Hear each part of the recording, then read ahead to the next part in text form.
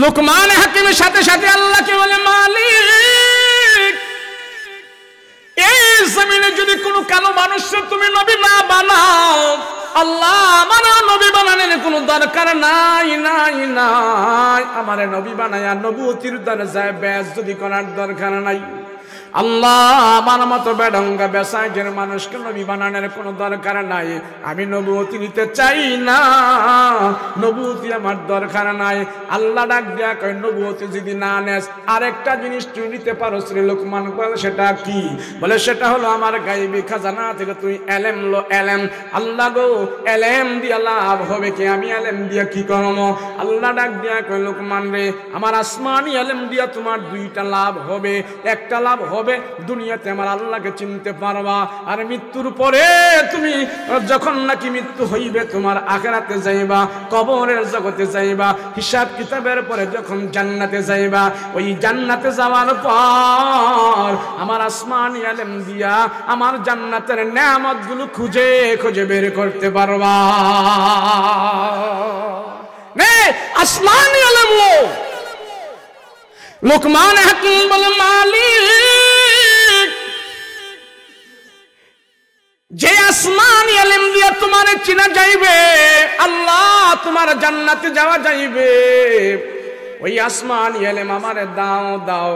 আমি 4টা তাফসীরের ভিতরে সূরা লোকমানের 4টা তাফসীর আমি দেখেছি, 4টা তাফসীরের ভিতরে একই কথা লিখেছেন। সব মুফাসসিরিনে কেরাম এক তাফসীর করেছে। 4 জন তাফসীর ওয়ালা বলেছে আল্লাহ পাক লোকমান হাকিমকে এমন ইলম দিছে, এমন ইলম দিছে, 10,000 কিতাবের জ্ঞান আল্লাহ তার মাথার মধ্যে ঢুকায়া দিছে।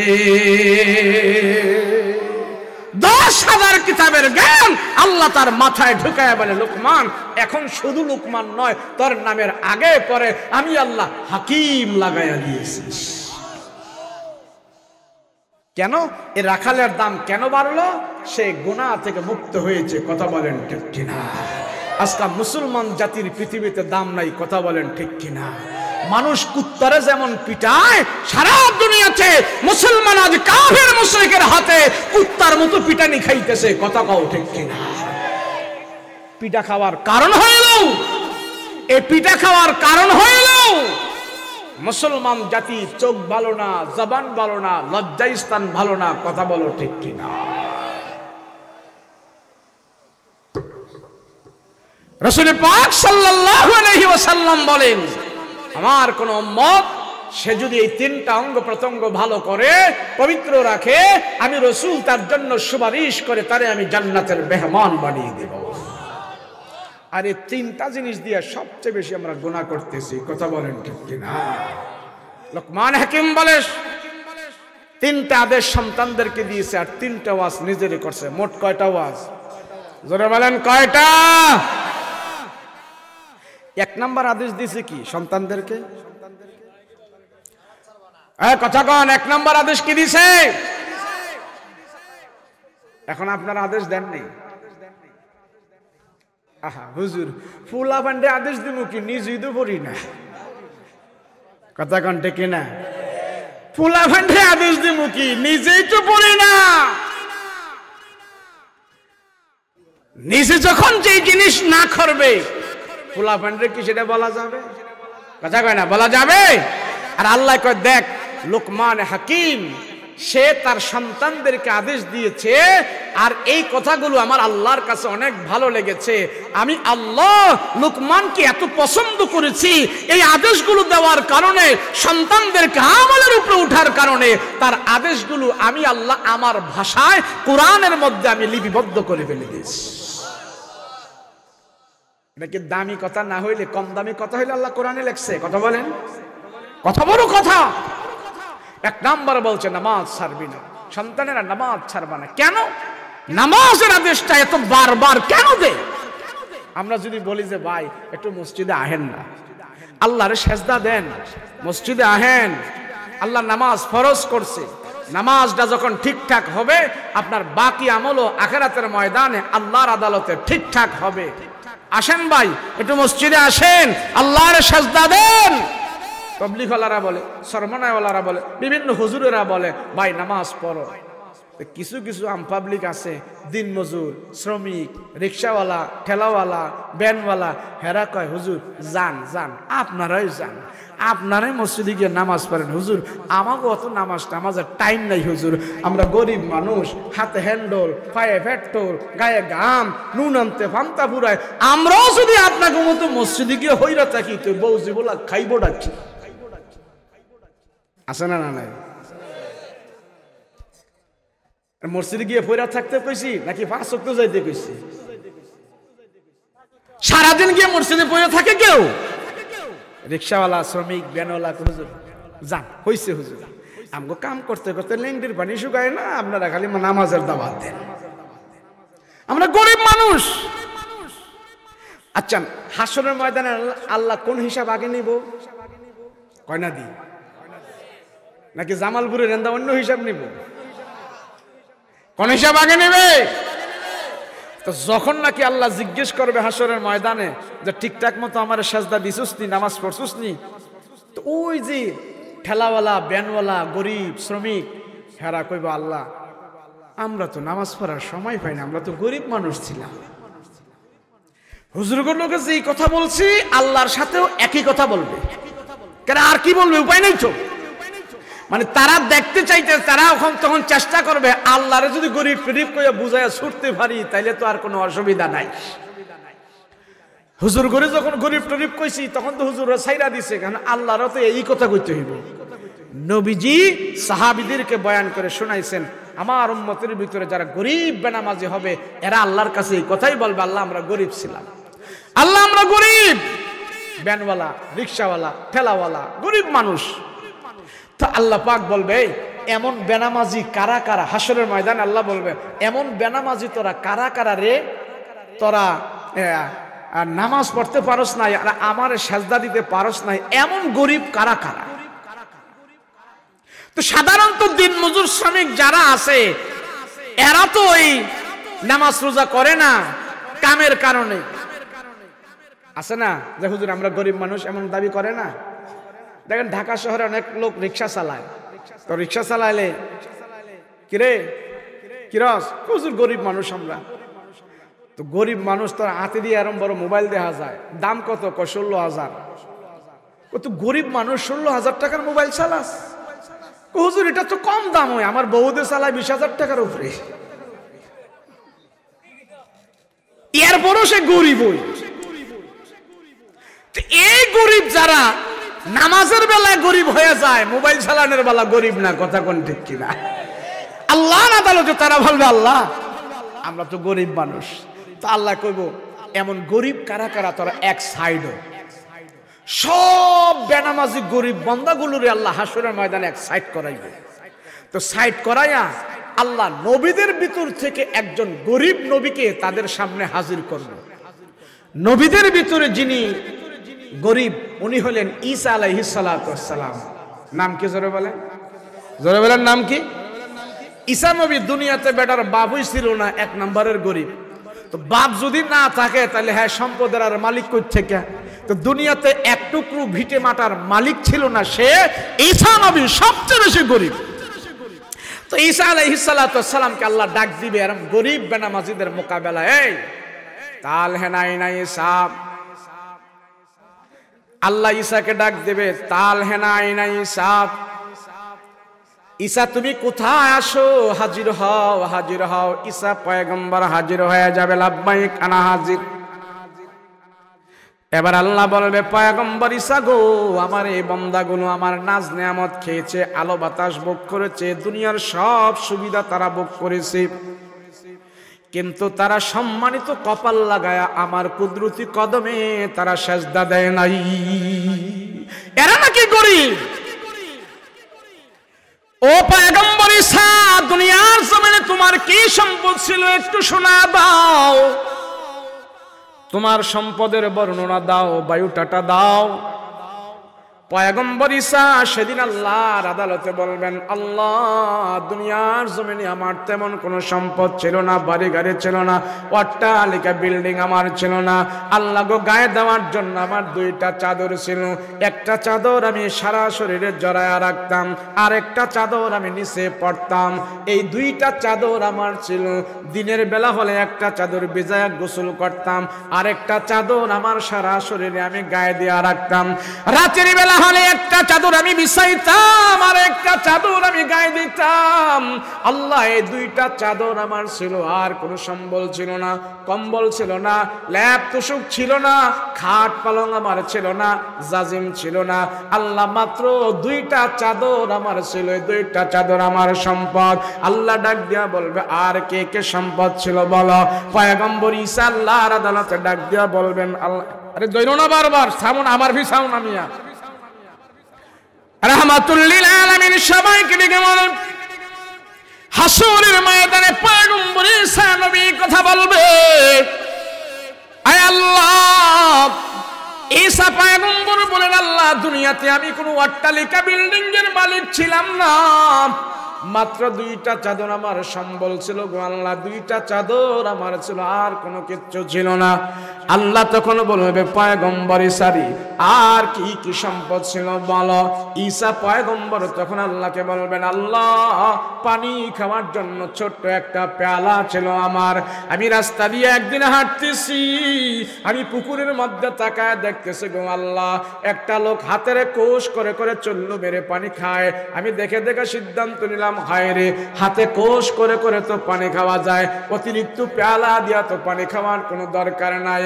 আল্লাহ ওই দিন থেকে আমার ছোট্ট পেয়ালাটা একটা গরিব মানুষকে দান করে দিলাম। বাকি জনম হাতের কোষ করে করে পানি খায়া আমার জিন্দিগি আমি কাটাই দিয়েছি।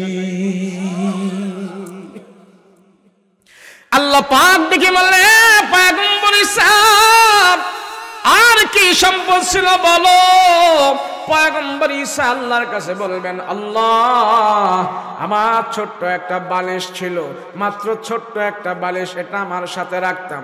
মাঝে মাঝে আমি যখন শুইতাম আমার ঘাড়ের নিচে দিয়া শুইতাম, মাথার নিচে দিয়ে আমি বালিশটা দিয়া শুইতাম। আল্লাহ ছোট্ট বালিশটা আমার সাথে ছিল। একদিন আমি রাস্তা দিয়ে হাঁটতেছি, হাঁটতে হাঁটতে যখন আমি অনেক দূর গেলাম, সামনে যায় তাকায়া দেখি একটা লোক হাতের বালিশ বানায়া ঘুমাইতেছে। আমি দেখে দেখে সিদ্ধান্ত নিলাম, হায় রে, হাতের বালিশ বানায়া তো ঘুমানো যায়, অতিরিক্ত বালিশ দিয়া তো ঘুমানোর কোনো দরকার নাই। আল্লাহ ওই দিন থেকে আমার এই বালিশটা একটা গরিব মানুষকে, অসুস্থ মানুষকে আমি দান করে দিলাম। বাকি জনম হাতের বালিশ বানায়া বানায়া ঘুমায়া পার করে দিয়েছি। আল্লাহ সেদিন ডাক দিয়া বলবে, ও গরিব বেনামাজিরা, ও গরিব বান্দারা, তোরা বল, তোরা গরিব বড় নাকি আমার ঈসা গরিব বড়? সব বেনামাজি তখন ডাক দিয়া বলবে, না না মালিক গো, আমরা তো গরিব বড় না, তোমার পয়গম্বর ঈসা তো গরিব বড়, আমরা তো ঈসার চাইতে আরো বেশি ধনী ছিলাম, সম্পদ ছিল। আল্লাহ পাক রব্বুল আলামিন ডাক দিয়া বেনামাজিদেরকে বলবে, বেনামাজিরা শোনো, আমার ঈসা এত গরিব হওয়ার পরও পয়গম্বর ঈসা থেকে আমার হুকুম ছুটে না, আমাকে সাজদা করা বলে যায় নাই, আমার হুকুম থেকে দূরে যায় নাই। কিন্তু তোমরা আলো বাতাস খায়া সব কিছু ভোগ করি আমার আল্লাহর সাজদা দেও নাই। তোমরা বলতেছো গরিব বড়, গরিব বড়, তোমরা নিজেরা বলো কে গরিব বড়? সব বেনামাজিরা বলবে, আল্লাহ আমরা গরিব বড় না, তোমার পয়গম্বর ঈসাই তো হলো সবচেয়ে গরিব বড়। আল্লাহ ডাক দেয়া বলবে, ও ফেরেশতারা, জাহান্নামের ফেরেশতারা, আয় আয় আয়, এই সমস্ত গরিব বেনামাজিদেরকে নিয়ে জাহান্নামের ভিতরে ভরো।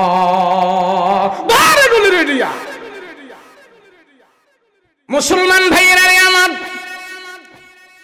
নামাজের কথা বললে হালকা মনে হয়। রহমাতুল লিল আলামিন বলেন, আল্লাহকে সাজদা করা ছাড়া যদি কেউ আল্লাহকে পাইতো, আমি রাসূল আগে আল্লাহকে সাজদা করতাম না। যেই নবীজিও আল্লাহকে সাজদা করা ছাড়া দুনিয়াতে থাকে না, রাত ভরে ভরে আমার পয়গম্বর নামাজ পড়েছে, নামাজ পড়েছে, নামাজ পড়েছে। আম্মা জানা এসে জিজ্ঞেস করে, ইয়া রাসূলুল্লাহ, ইয়া হাবিবাল্লাহ, রহমতের নবী, হাসরের ময়দানে লক্ষ লক্ষ নবীর উম্মত থাকবে, হাসুরের ময়দানে লক্ষ লক্ষ নবীর কোটি কোটি উম্মত থাকবে। রাসূল গো, আপনার উম্মতকে হাসরের ময়দানে আপনি কেমনে চিনবেন, কেমনে চিনবেন, কেমনে চিনবেন, কেমনে চিনবেন? হাসরের ময়দানে আপনার উম্মতকে চেনার উপায়টা কি? রাহমাতুল লিল আলামিন বার ডাক দিয়া কয়, ও আয়েশা জানো না, হাসরের ময়দানে আমার উম্মতকে চেনার উপায় আছে। আমার উম্মতকে আল্লাহ পাক এমন কিছু পদ্ধতি দিয়েছে, আমার উম্মতকে আল্লাহ পাক এমন কিছু মেডিসিন দেয়া দিয়েছে, অন্য কোন উম্মতকে মেডিসিন দেয় নাই। বলে সেটার নাম কি? আমার উম্মত যেভাবে ওযু করে, হাত ধোয়, মুখ ধোয়, পা ধোয়, এগুলি যখন নাকি ধুয়া দিয়া তারা নামাজ পড়ে, কোরআন তেলাওয়াত করে, এমনি ভাবে অন্য কোন উম্মতকে ওযুটা ফরজ করা হয় না, ফরজ করে নাই, ওয়াজিব করে নাই। আমার উম্মত যেইভাবে হাত পা ধোয়, অঙ্গ প্রত্যঙ্গ ধুয়ে ওযু করে, এই ওযু করার অঙ্গ প্রত্যঙ্গগুলো হাসরের ময়দানে নূরের লাইট হয়ে জ্বলতে থাকবে, চিকমিক চিকমিক ঝিকমিক করতে থাকবে।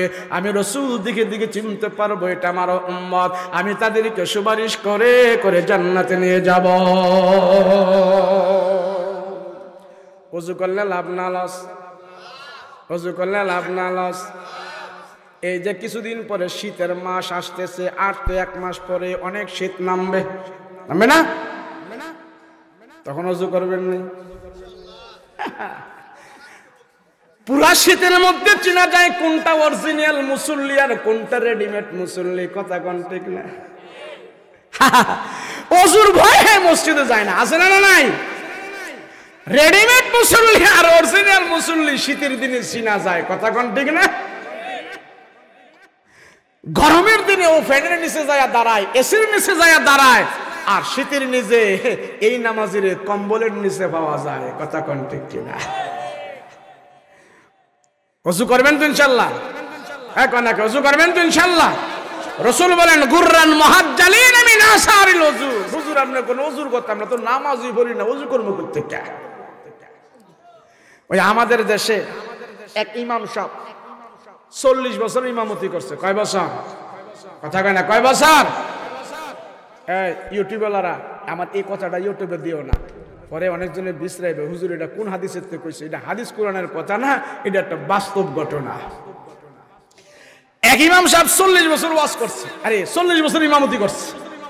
এখন 40 বছর ইমামতি করার পরে ইমাম সাহেব গেছে গা বুড়ো হইয়া, দাঁত চাত লড়ে সরে, চামড়া টমড়া ঢিলা হইয়া গেছে গা, বেড়ায় উঠলে বইতারে না, রুকু দিলে সেজদা দিতারে না। একটা বার্ধক্যে হইলে যে অবস্থা হয়, কষ্ট হইতেছে নামাজ পড়াইতে।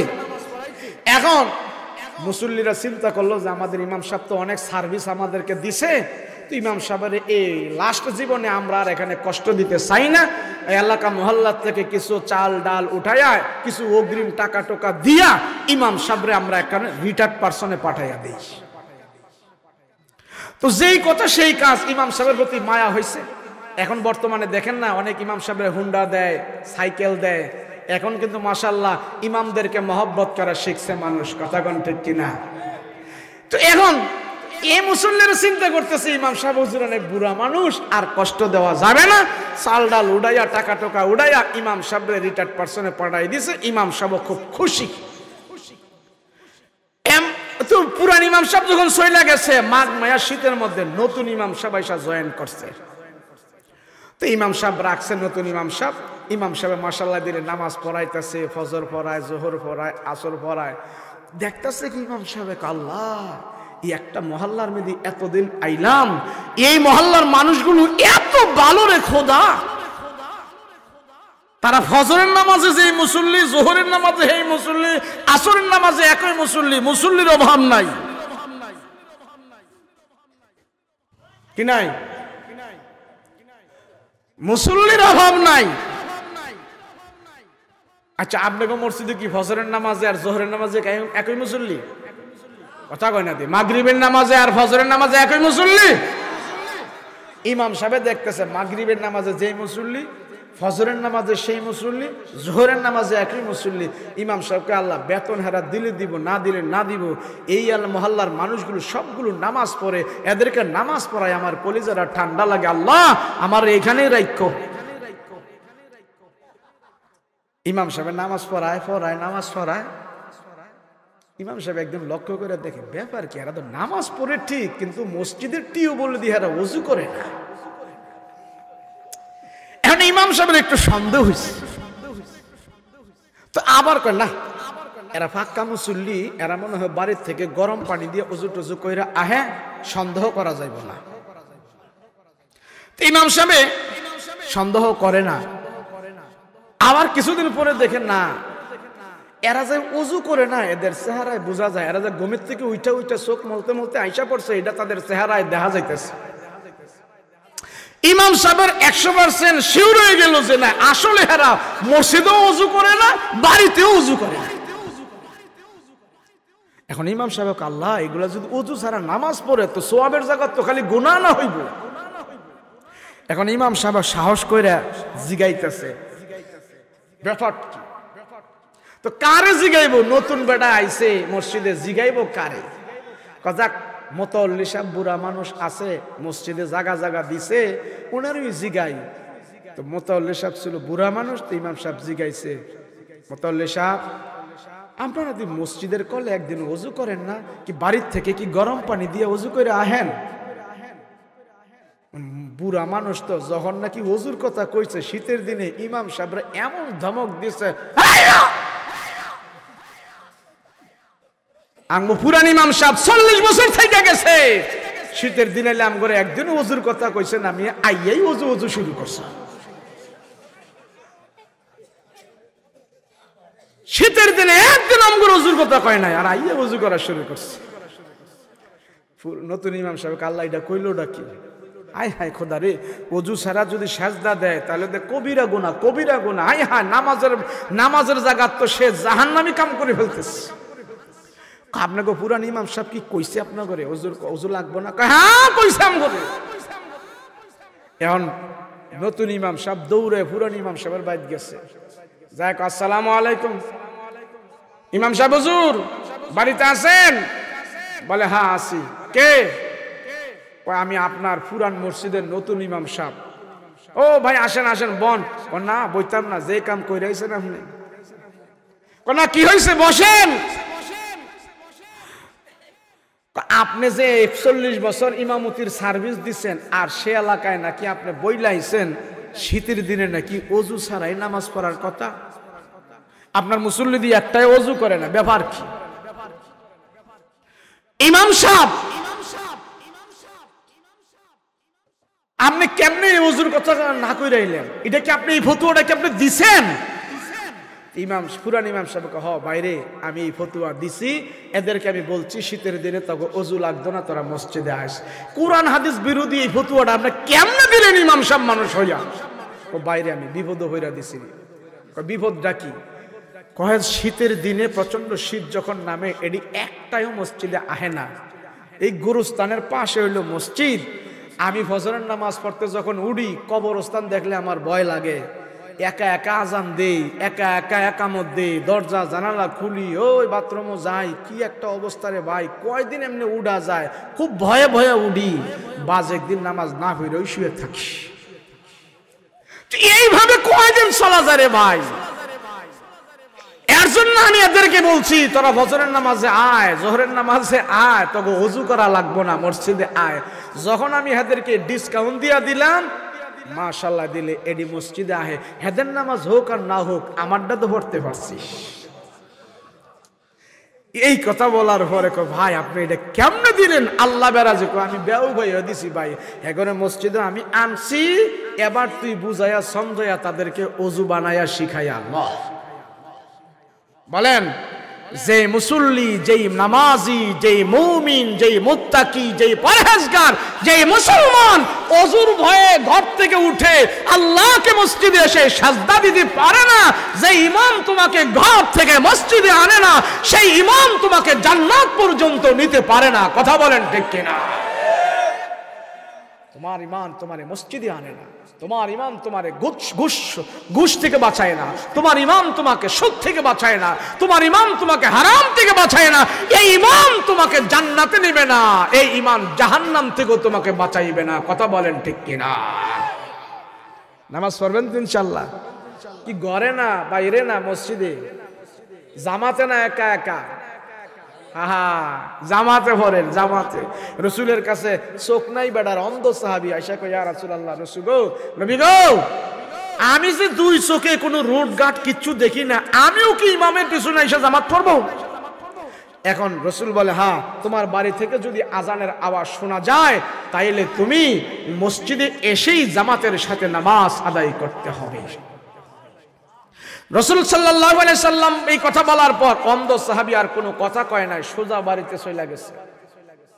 আমরা যদি কোনো কানার এই কথা কইতাম যে রোড ঘাট দেখলে দেখবি, না দেখলে না দেখবি, 5 ওয়াক্ত মসজিদে আইয়া তুই জামাতের সাথে নামাজ পড়বি, এই কথা যদি আমরা কোনো অন্ধ ব্যক্তির বলি তো পাড়া মহল্লার মানুষ কবে, দেহ হুজুরে কানারেও সারে না। কথা কোন ঠিক না? কিন্তু রসুল বলছে, অন্ধ, মসজিদে এসে আল্লাহকে সাজদা দাও, জামাতের সাথে নামাজ পড়ো। অন্ধ ব্যক্তি বাড়িতে যা, বিবিরে কয়, বিবি দে পাট শার্ট কি আছে দে। পাট দিয়ে কিনবেন, রশি বাঁকামো, লম্বা রশি বাঁকামো, দে লসিদে কিনবেন, আল্লাহরে খুশি করবো, রসুলরে খুশি করবো। বিশাল বড় জামাই বউ দুইজন মিলা রশি পাকাইছে, পাকাইয়া সেরা দরজার সাথে এক মাথা আর মসজিদের দরজার সাথে এক মাথা, তার ঘরের দরজার সাথে এক মাথা টান টান করে বাইদা এই অন্ধ সাহাবী যখন আজান দেয়, আজানের আওয়াজ শুনে আর রশি ধরে ধরে মসজিদে আসতে থাকে। রসুল এই দৃশ্য দেখে সব সাহাবীদেরকে ডেকে বলল, আরে আয়, জান্নাতি মানুষ দেখলে তারা আয়, দেখ আমি রসুল বলেছি মসজিদে এসে সাজদা দেওয়ার জন্য।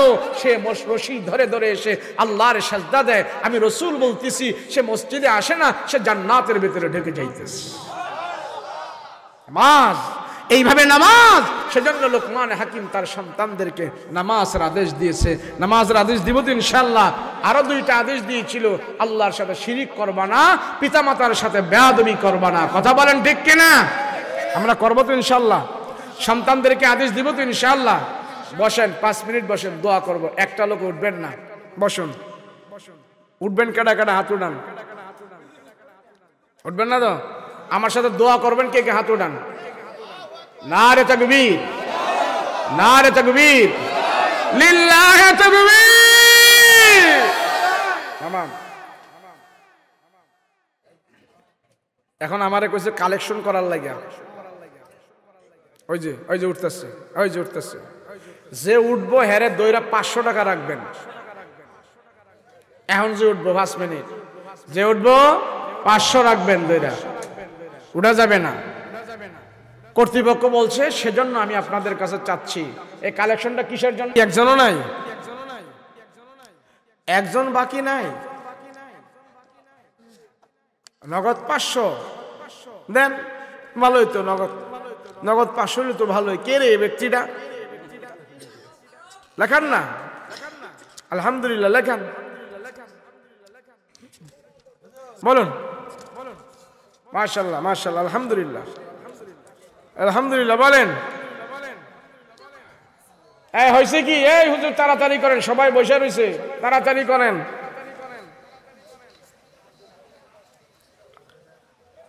20 বার সালাম দিবেন, রাজি আছেন ইনশাআল্লাহ? আর সালাম দিবেন পাড়া মহল্লার সবাইকে দেওয়ার আগে কারে সালাম দিবেন আগে কোন তো দেখি? এই সালাম কারে দিবেন আগে? কেডা দিছেননি? সালাম দেননি? দিছেন? মাঝে মাঝে দেন, মাঝে মাঝে দিয়েন, অসুবিধা নাই, মাঝে মাঝে দিয়েন। আমিরুল ইসলাম বাকি 1000 টাকা।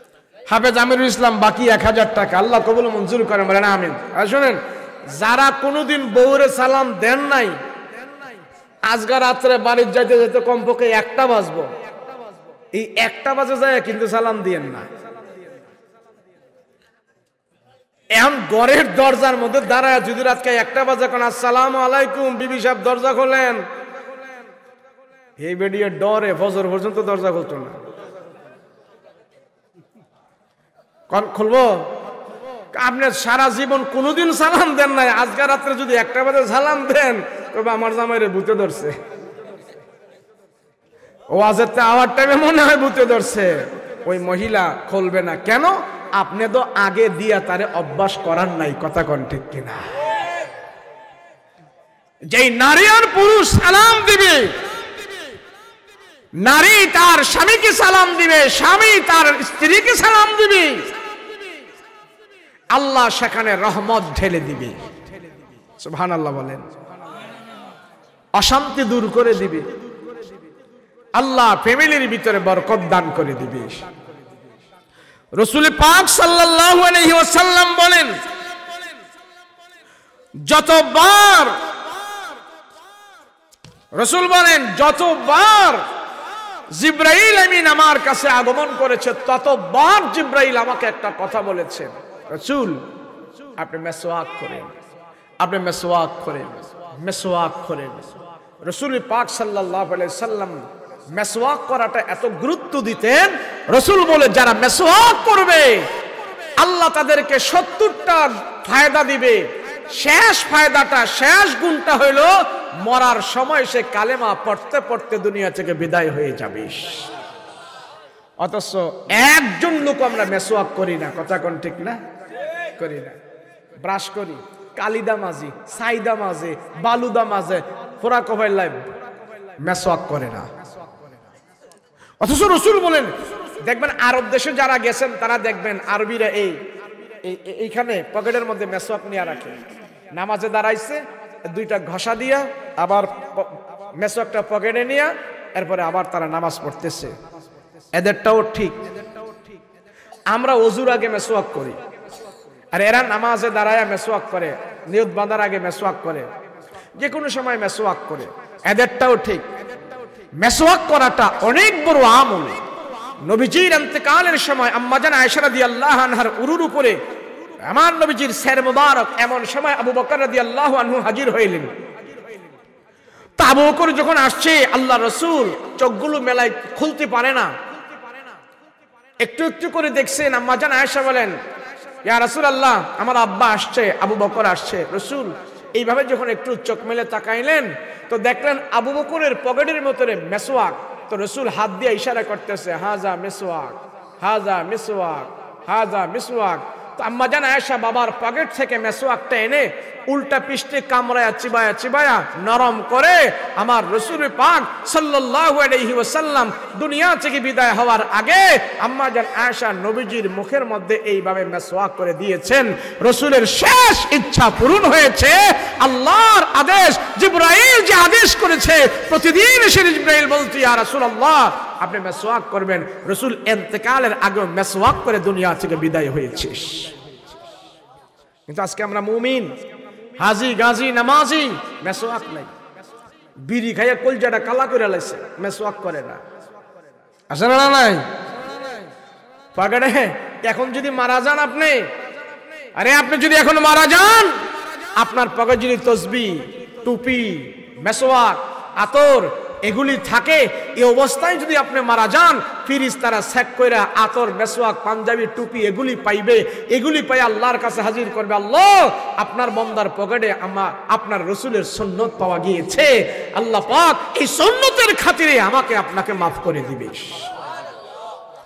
কিন্তু আমি আর আপনি যদি এখন মারা যায়, সমাজের কিছু কিছু লোক তারা যদি মারা যায়, ফেরেশতারা চেক কইরা আতর, মেসওয়াক, পাঞ্জাবি, টুপি পাইতো না, কতটি আকিস বিড়ি পাইবে। কথা কয় না দি? এই আকিস বিড়ি নিয়ে যদি আল্লাহরে দেখায়, অবস্থাটা কি হবে? এই কি হবে? সর্বদা আমার মরণ যেন ভালো হয়, রাসূলের সুন্নতের উপরে হয়, ওইভাবে চলতে হবে। কথা বলেন ঠিক কিনা? আল্লাহ পাক কোরআন হাকিমে একটি আয়াতে, আল্লাহ সূরাতুন নূরের 27 নম্বর আয়াত আল্লাহ পাক বলতেছেন, ইয়া আইয়ুহাল্লাযীনা আমানু লা তাদখুলু বুয়ুতান গায়রা বুয়ুতিকুম হাত্তা তাস্তানিসু ওয়া তুসাল্লিমু আলা আহলিহা। এই আল্লাহ এখানে বলতেছেন, ইয়া আইয়ুহাল্লাযীনা আমানু, হে মুমিনেরা, লা তাদখুলু বুয়ুতান, তোমাদের ঘরে যখন তোমরা প্রবেশ করবা, সালাম ব্যতীত তোমরা ঘরে প্রবেশ করো না। সালাম দিয়ে যদি ঘরের ভিতরে প্রবেশ করো, ঘর খালি থাক, কেউ না থাক, তোমার বাসায় তোমার ঘরে আহলিয়া নাই, কেউ নাই, খালি ঘরে ঢুকেছো, তুমি যখন বলবে আসসালামু আলাইকুম ওয়া রাহমাতুল্লাহ, আল্লাহ পাক সেই ঘরের ভিতরে রহমত নাজিল করে দিবে। আজকে মুসলমানের ঘরে ঘরে দ্বন্দ্ব, ঝগড়া, জামাই বউ, কি যে অবস্থা! আছে না নাই? এমন অবস্থা, টাকাওয়ালা পয়সাওয়ালা, কিন্তু যেই স্বামীর টাকা টোকা বেশি ওই ঘরের ম্যাডামের আবার হেডামও বেশি। আছে না এরকম? সালাম নাই, কালাম নাই, পয়সার তো একটা গরম আছে। আসলে না নাই? একটা কিচ্ছা শুনছিলাম যে স্বামী আর স্ত্রী এরা খুব পয়সাওয়ালা মানুষ, তো বাজারের ব্যবসায়ী। স্বামী হলো বাজারের ব্যবসায়ী, অনেক পয়সা টসা করছে, 30 টাকা কেজির পেঁয়াজ 200 টাকা কেজি বেচছে, এখন পয়সা আসছে অনেক গরম, কিন্তু পয়সা হয়েছে ঠিক, কিন্তু জামাই বউয়ের ঝগড়ার মজে না। এবারের কোনো দুঃখ নাই, শুধু একটাই দুঃখ, বউ আমার কথা শোনে না। কি কথা শোনে না? কথা কয় না দি শেষ। ওয়াজ করতাম না, এটা মহিলাকে ওয়াজ কইরা এই 5 মিনিটের ভিতরে শেষ। জামাই অনেক পয়সাওয়ালা, এখন ম্যাডামেরও অনেক হেডাম, আমার জামাইয়ের পয়সা বেশি, তো আমার কি দাম কম নি? এ দাম কম নি মনে করতে করতে দুইজনের ভিতরে একটা গরমিল হয়ে গেছে। কোনো কিছুর অভাব নাই, শুধু একটারই অভাব, জামাই বউয়ের কথা শোনে না, বউ জামাইয়ের কথা শোনে না। বেড়ায় যদি বউরে কয় বইতো, বেডি খালি দাঁড়ায়া থাকে, যদি কয় হইতো তাহলে বইয়া থাকে। এই যে একটা অস্থির অবস্থা, এই লোক বউরে কোন রকম তার কন্ট্রোলে আনতে পারতেছে না। আর বউ জিদ্দে মাঝে মাঝে কয়, তো গোলামের ভাত খাইতাম না, তার ভাই থাকতাম না, যাইও পারি না, কোন দিক যাইতেও পারি না, গোলামে মরেও না, আমারে ছাড়েও না। মহিলা, এই মহিলার এই অবস্থা, খালি দিনের রাত তার জামাইরে খালি অপবাদ, গোলামে মরেও না, আমারে ছাড়েও না। আর এই বেটার যে টাকা পয়সা হেডামওয়ালা, আমাদের সমাজে কিছু টাকাওয়ালা আছে না, সুদ ঘুষ এমনে এমনে খাইয়া কিছু পয়সা হইছে, এখন টুপিওয়ালা হুজুর করে দেখলে আর বেশি জুত লাগে না। কথা কয় না দি? মসজিদও আহে না, কোরআন কিতাব ভাল লাগে না, আরে হুজুরা কত কিছু কইছে, যা আমগো ব্যস্ততা আছে, এত ওয়াজ টোয়াজ শোনার টাইম নাই। কিছু কিছু মানুষ টাকার বারে, ক্ষমতার লোভে, অহংকারী, ওয়াজ নসিহত শোনে না, হুজুরদের কথা কানে নেয় না, আঙ্গুল দিয়া রাখে। ওয়াজ টোয়াজ যদি শুনি তাহলে তো মসজিদে যাওয়ান গা লাগতে পারে। এখন এই লোকটাও হুজুরদের কথা শোনে না। কোন সমস্যা আছে? না না না। হ্যাঁ, সমস্যা আছে? এই লোকটাও হুজুরদের কোনো কথাবার্তা শুনে না, ওয়াজ টোয়াজ ভাল লাগে না, নেশা পানি করে, বউয়ের যন্ত্রণায়, কোরআন কিতাব নাই, আল্লাহ রসুল নাই, নামাজ রোজা নাই, টুপিওয়ালা দাড়িওয়ালা দেখলে এর মেজাজ গরম হইয়া যায়। তো মসজিদের পাশে দেয়, সে ব্যবসা বাণিজ্য করতে যায়, আর আহে ওয়াজ নসিহত শুনলে, কোন নসিহত টসিহত শুনলে, হুজুর টুজুর দেখলে কানের মধ্যে আঙ্গুল দিয়ে রাখে। এমন লোক আসেনি? আপনাকে দিক নাও থাকতে পারে। ওই কুমিল্লা, নোয়াখালী, চাঁদপুর, ব্রাহ্মণবাড়িয়া, সিলেট, ওই চট্টগ্রাম, এদিকে দেখবেন মোরে মোরে মাজার, খালি মাজার আর মাজার, বাজার আর মাজার, খালি হুক্কুর হাক্কুর, ডোল তবলা বাইরাইয়া, হুজুর টুজুর কিচ্ছু দেখতে পারে না। এমন নোংরা বিশ্রী বিশ্রী হকিরি করে কথা কয়, প্রত্যেকটা কথায় তাদের ঈমান চলে যায়। আপনাকে এদিকে আমার এদিক কম না, হুজুবিল্লাহ, এটা কয় কি এদিকেও আছে? এমন কিছু আছে, কোরআন মানে না, হাদিস মানে না, হুজুরদের কথা ভালো লাগে না, হুজুর দেখলে কানে ধরে রাখে। এই বেটারও এই অবস্থা ছিল, কানে ধরে থাকতো, হুজুরগো কোনো কথা শুনতো না। আল্লাহর কি হুকুম, মসজিদের সামনে দিয়ে একদিন যায়, আর আয়ে যাওয়ার পরে মসজিদের সামনে আইসাই দেখতেছে কিছু হুজুর মসজিদের ভিতরে বয়ান করতেছে। হুজুররা বসে মসজিদে কথাবার্তা বলতেছে, বয়ান করতেছে। এক হুজুর তো হ্যাঁ তো কানে ধরে ধরে আহে মসজিদের সামনে আইসাই পায়ের মধ্যে কাঁটা বিনছে। কাঁটা যায় বিনছে, কানের মধ্যে কি হাত রাইখা কাঁটা খুলতে পারবো? এক কথা কয় না, খুলতে পারবো? পারে না। এখন পায়ের থেকে কাঁটা খোলার জন্য কান থেকে হাত খুলছে, হাত তুইলা কাঁটা খুলতেছে। এই মুহূর্তে একটা ওয়াজ ওই হুজুর গো ওয়াজ একটা তার কানের ভিতরে গেছে, ঠিক আছে? আচ্ছা এটা পরে কই, ওই মহিলা ওই যে হ্যার ম্যাডাম, হ্যাঁ বাড়িতে অনেক চিন্তা ভাবনা করে দেখছে যে তার অতিষ্ঠ, তার যন্ত্রণা আর সহ্য হয় না। তার ষড়যন্ত্র থেকে বাঁচার জন্য, তার অত্যাচার থেকে বাঁচার জন্য মহিলা মানুষ যদি পুরুষের বিরুদ্ধে ষড়যন্ত্র করে, এই ষড়যন্ত্র কিন্তু খুব কঠিন হয়। কথা কোন ঠিক কিনা? এই মহিলা তার ষড়যন্ত্র, তার অত্যাচার থেকে বাঁচার জন্য সিদ্ধান্ত নিছে আজকে বাড়িতে আসবে, তারে এমনে মারতাম না, বাতের সাথে বিষ মিশায় রাখবো, এই বিষ খাইয়া হ্যাঁ মহিলা থাকবো, পরে তার সব সম্পত্তির মালিক আমি মহিলাই হইয়া যাব। তো বাতের সাথে বিষ মিশাইয়া বেডি ঘরের মধ্যে বয়া রইছি, গোলামে আইবো, খাইবো আর মরবো। এখন যে মসজিদের সামনে দিয়ে আসছে, মসজিদের সামনে দিয়ে যে আসছে, তো পায়ের মধ্যে যে কাঁটা বিঁধছে, তো কাঁটা বিঁধছে এই কানে তো আঙ্গুল দিয়া রাখে, হুজুর দেখলে ওয়াজ নসিহত শোনেন আঙ্গুল দিয়া রাখে, কাঁটা খোলার জন্য একটা হাত খুলছে, খুইলা কাঁটা খুলতেছে। এই মুহূর্তে হুজুরের ওয়াজ তার কানে গেছে, হুজুরের ওয়াজ করতেছে যাদের ঘরের স্বামী ভালো, স্ত্রী ভালো না, স্ত্রী ভালো স্বামী ভালো না, শুধু জ্ঞান জামার ঝগড়া লাগা থাকে, এরা যদি মাঝে মাঝে স্বামী আর স্ত্রী একজনে অপরজনকে আদর করে খাওয়ায়া দেয়, স্বামী যদি স্ত্রীরে খাওয়ায়া দেয়, স্ত্রী যদি স্বামীরে খাওয়ায়া দেয়, লোকমা যদি মুখে উঠায়া দেয়, ওই ঘরের ভিতরে স্বামী আর স্ত্রীর ভিতরে কোনো গন্ডগোল থাকে না। কাটা যায় খুলতেছে পায়েতে, আর এই ওয়াজ হের কানের মধ্যে গেছে। কিরে হুজুরে না কি কইলো, স্বামী যদি স্ত্রীরে খাওয়ায় দেয়, স্ত্রী যদি স্বামীরে খাওয়ায়া দেয়, এই ঘরে নাকি আর গন্ডগোল থাকে না। এটা তো আমার দরকার, এতদিন হুজুর ওয়াজ শুনি নাই, আজকে এই ওয়াজ শুনি না, আমল কইরা দেখমু কেমন।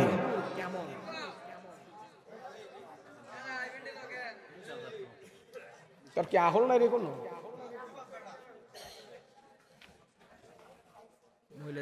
আরে ওয়াজ করে লই, এরপরে মহিলাকে ওয়াজ করে লই না, দে দোয়া দিতেছি শেষ।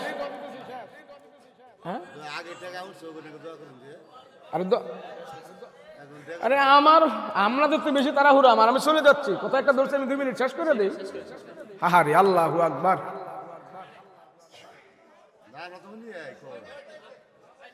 এই অসুবিধা বেশি অসুবিধা হইতেছে, তাহলে বই হই শেষ। দুই কথা কইতে কইতে আমি তবারকটা দিয়ে ফেলাই। তবারক আছে মাহফিলে, তবারক আছে তা আমার দিয়ে কইলেন না। ও বুঝছি, আমার লাগে বই রয়েছেন না, তবারকের লাগিয়া বুঝ জ্বালাইছি আমি। আমি আপনারা ওয়াজ করলাম নইলে, যান তাড়াতাড়ি দেন, তাড়াতাড়ি দেন, তাড়াতাড়ি দেন। হ্যাঁ হ্যাঁ এই শোনেন, তাড়াতাড়ি দেন। হ্যাঁ বসেন, দেন মাশাআল্লাহ সুন্দর করে দেন।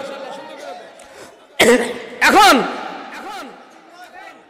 জি জি তবারক হচ্ছে ওয়াজ, এই শোনেন, হ্যাঁ সবাই পাইবেন ইনশাআল্লাহ, সবাই পাইবেন, পর্যাপ্ত পরিমাণ আছে। এই গন্ডগোল করা যাবে না, চুপ। দিছে দিছে ওয়াজটারে শেষ করে দিচ্ছে। শোনেন, এখন মহিলাই তো ওই দিক দিয়ে বাতের মধ্যে বিষ টিষ মিশায় রাখছে, আইবো আর খাইবো আর মরবো, আর সে যাইতেছে হুজুরের ওয়াজ শুনে আজগা স্বামী আর স্ত্রী একসাথে খাইবো। বাড়িতে যাওয়ার পর নিয়ত করছে যে হুজুরকে কোনো ওয়াজ তো শুনি না, আজগা যায় কাজে লাগামো। এখন আজগা যাওয়ার পরে স্বামী স্ত্রী তো ভাতের সাথে বিষ টিষ মিশাইয়া টেবিলের উপরে রাইখা দিছে, খাইবো আর মরবো। এখন চিন্তা করতেছে, স্বামী যখন গেছে, যাওয়ার পরে স্ত্রী কয় হেরে যখন আজগা মাই রইলাম, আজকে একটু আদর যত্ন কইরা দেই। যাওয়ার পরে পায়ের টেনে যারা তাবারক দেয় কথা বলো,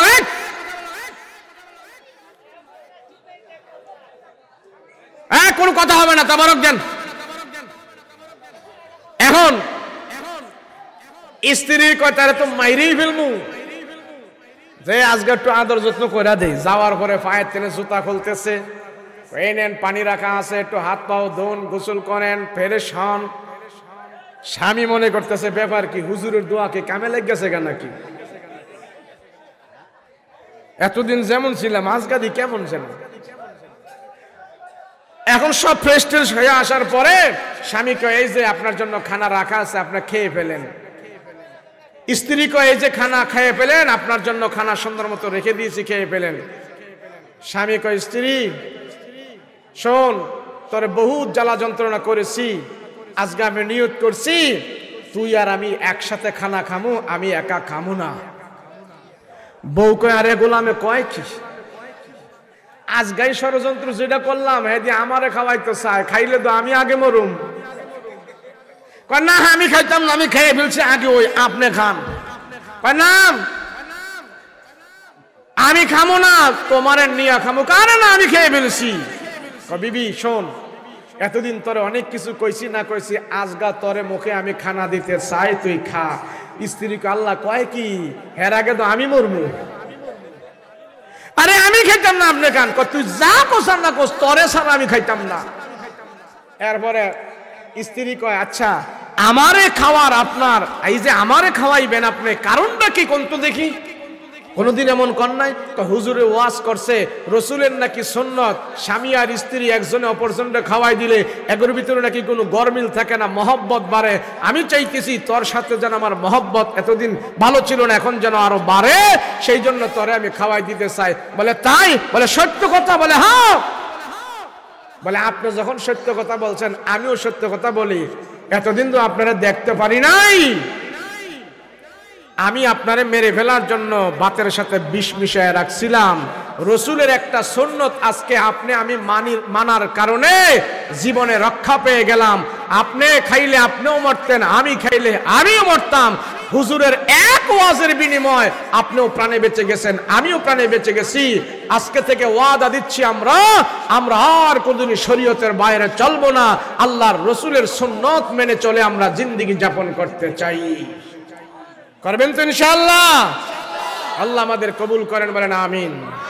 আস্তাগফিরুল্লাহাল্লাযী লা ইলাহা ইল্লা হুয়াল হাইয়ুল কাইয়্যুম ওয়া আতুবু ইলাইহি লা হাওলা ওয়া লা কুওয়াতা ইল্লা বিল্লাহ। যালামনা আনফুসানা ওয়া ইন লাম তাগফির লানা ওয়া তারহামনা লানাকুনান্না মিনাল খাসিরিন।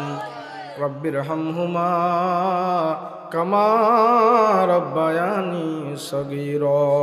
রাব্বিরহামহুমা কামা রাব্বায়ানি সগীরা। রব্বুল আলামিন পরওয়ারদিগারে আলম, আয় আল্লাহ রাত্র অনেক হয়ে গেছে, তোমার বান্দাগুলো বাড়িতে যায় না, দুইটা হাত তোমার আদালতে উঠায় রাখছে। আল্লাহ মেহেরবানি করে তুমি আমাদেরকে মাফ করে দাও। আল্লাহ আলেম ওলামা নিয়ে হাত উঠাইলাম, মুরব্বী বাবাদেরকে নিয়ে হাত উঠাইলাম, পর্দার আড়ালের মা বোনদেরকে নিয়ে হাত উঠাইলাম। আয় আল্লাহ তুমি আমাদের সবাইকে মাফ করে দাও।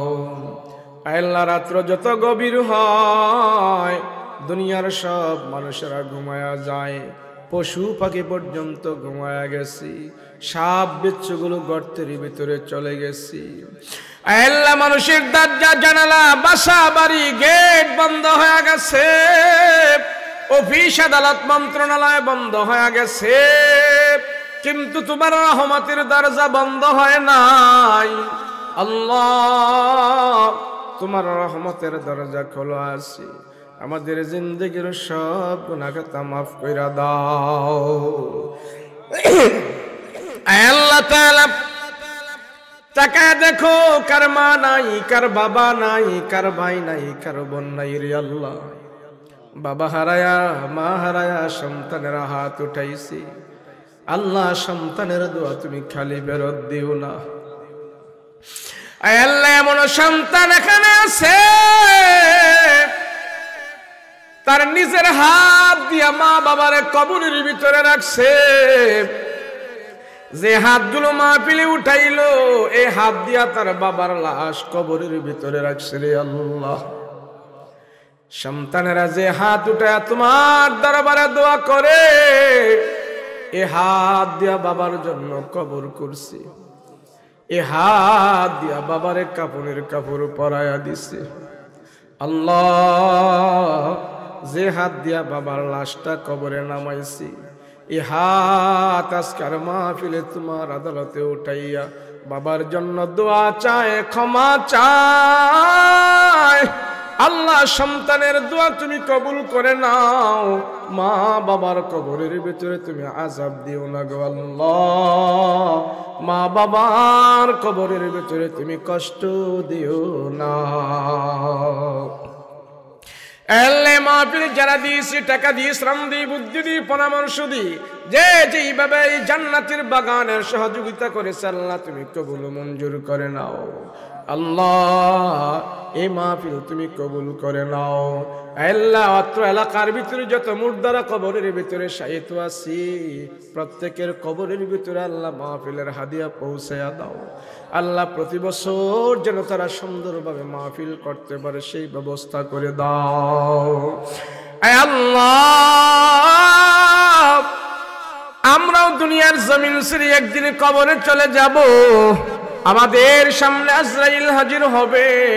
আল্লাহ আজরাইল আসার আগে আমাদের ঈমানকে তুমি মজবুত করে দিও, ঈমানি মরণ দিও।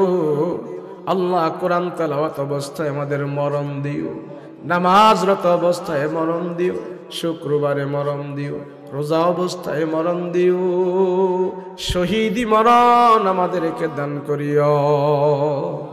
আল্লাহ মুনাফিকি মরণ দিও না, বেঈমানি মরণ দিও না, নাপাকি মরণ দিও না, জাহান্নামী মরণ দিও না, জান্নাতি মরণ আমাদেরকে দিও, জান্নাতি মরণ আমাদেরকে দিও রে আল্লাহ।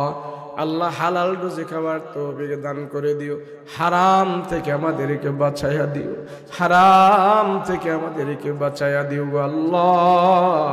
মা বোনদেরকে পর্দা করার তৌফিক দান করে দিও, পর্দা করার সহি বুঝ তাদেরকে দান করে দিও। আয় আল্লাহ আমরা আখিরাতের চিন্তা নাই, গুনার ভিতরে লিপ্ত আছি আল্লাহ, আমরা যেন আখিরাত থেকে বঞ্চিত না হই, কবরের আযাব থেকে আমাদেরকে মুক্ত করে দিও আল্লাহ। রাস্তাঘাটের অ্যাক্সিডেন্ট, দুর্যোগ, বিমারি থেকে আমাদেরকে হেফাজত করে দিও। আল্লাহ তাআলা নবীর রওজায় আমাদেরকে বারবার নিয়ে যাও, বারবার নিয়ে যাও, প্রাণ ভরে নবীরে আমরা সালাম দিব সেই ব্যবস্থা করে দাও আল্লাহ। নবীর রওজার পাশে দাঁড়াইয়া প্রাণ ভরে যেন পয়গম্বরকে সালাম দিতে পারে সেই ব্যবস্থা করে দাও আল্লাহ। যদি না হয় ঘুমের ঘরে আমার নবীর নুরানি চেহারাটা স্বপ্নে যোগে দেখাইয়া দাও, নবীর চেহারাটা স্বপ্নে দেখাইয়া জাহান্নামের আগুন হারাম করে দাও। সাল্লাল্লাহু তাআলা আলাইহি ওয়া আলা আলিহি ওয়া সাহবিহি আজমাইন। সুবহান রাব্বিকা রাব্বিল ইজ্জাতি আম্মা ইয়াসিফুন ওয়া সালামুন আলাল মুরসালিন ওয়ালহামদুলিল্লাহি রাব্বিল আলামিন। বিহাক্কি লা ইলাহা ইল্লাল্লাহ মুহাম্মাদুর রাসূলুল্লাহ সাল্লাল্লাহু